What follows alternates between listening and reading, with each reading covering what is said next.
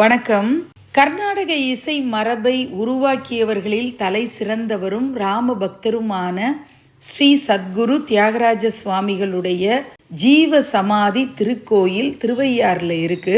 1847 ஜனவரி 6 அவர் சித்தி அடைகிறாரு. காவிரி கரையோடைய வடபகுதியில் அவருக்கு ஜீவ சமாதி அமைக்கப்பட்டது. அதை தொடர்ந்து தியாகராஜருடைய நினைவு நாளில் அவருடைய சமாதியில் அவருடைய சீடர்கள் அஞ்சலி செலுத்திட்டு வந்தாங்க.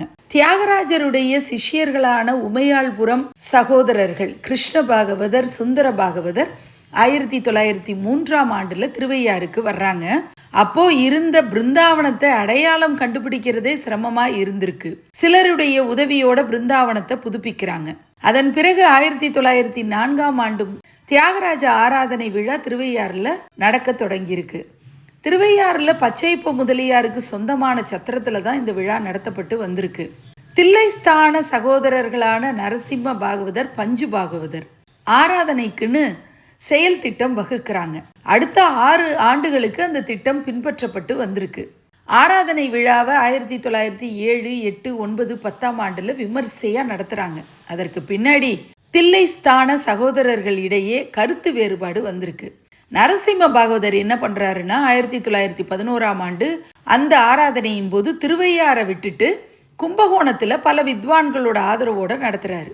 பஞ்சு பாகவதர் திருவையாறுலேயே ஆராதனையை நடத்தி முடிக்கிறாரு. அதனால பெரிய கட்சி சின்ன கட்சின்னு பிரிவு அடைஞ்சிருது.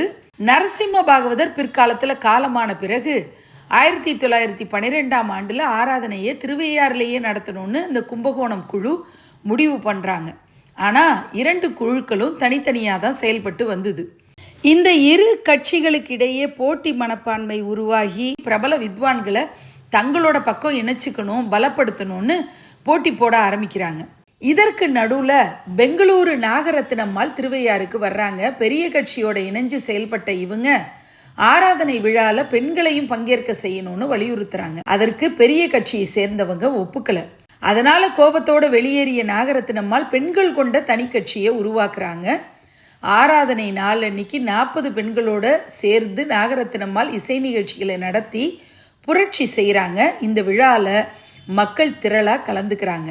இப்படி பெரிய கட்சி, சின்ன கட்சி, பெண்கள் கட்சி அப்படின்னு பல்வேறு கட்சிகளாக பிளவுபட்டு இருந்தாலும் ஆராதனை விழாங்கிறது தொடர்ச்சியாக தியாகராஜருடைய ஜீவ சமாதியில் பல வருடங்களா நடந்துட்டு இருக்கு. அதுல பல பிரபல ஆளுமைகள் பங்கேற்று சங்கீத திறமைகளை வெளிப்படுத்துறாங்கன்றது சங்கீத பிரியர்கள் அத்தனை பேருக்குமே மன மகிழ்ச்சியை கொடுக்கக்கூடியதா இருக்கு.